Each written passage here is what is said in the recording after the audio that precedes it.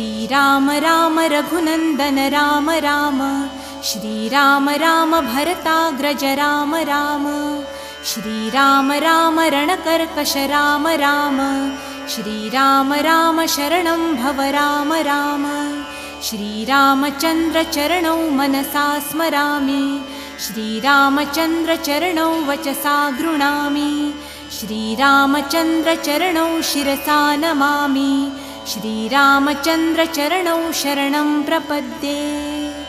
माता रामो मत्पिता रामचंद्रः, स्वामी रामो मत्सखा रामचंद्रः, सर्वस्वं मे रामचंद्रो दयालुन्, नान्यं जाने नैव जाने न जाने।